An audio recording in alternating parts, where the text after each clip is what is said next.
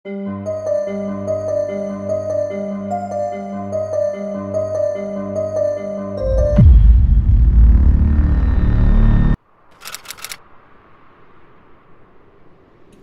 कहानी है प्रसिद्ध कलाकार मेरीना एब्रामोविक के एक खौफनाक प्रयोग की, जिसे राइथम जीरो के नाम से जाना जाता है।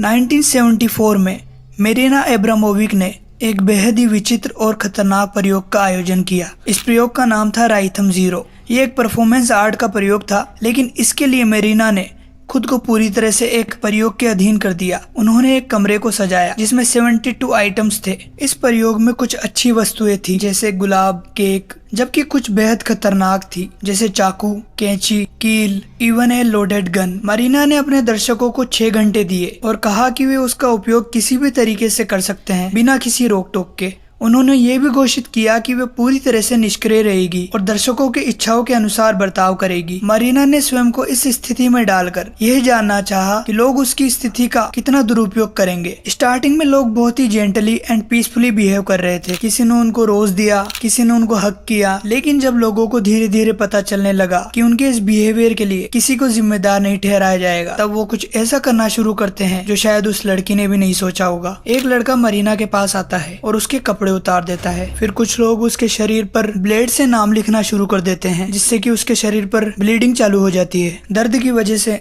मरीना की आंखें नम हो जाती है। कुछ लोग उसे गालियां देते हैं, कोई स्लेप करता है और कोई उस पर आकर थूक देता है। एक व्यक्ति आकर उसके सिर पर ठंडा पानी डाल देता है और फिर मरीना को अपना चेहरा कांच में दिखाया जाता है। उसे कुर्सी पर बिठाकर मोटी सांकलों से उसके पैरों को बांध दिया जाता है और फिर उसे ले जाकर एक बेंच पर लेटा दिया जाता है और पूरी तरीके से सांकलों से बांध दिया जाता है। एक व्यक्ति आकर उसके टांगों के बीच में चाकू घोंप देता है, लेकिन लोगों का इनसे भी मन नहीं भरता, तो एक व्यक्ति आकर एक लोडेड गन लाता है और मरीना के गर्दन पर रख देता है और बंदूक का ट्रिगर दबाने ही वाला होता है कि लोगों की सांसें थम जाती है।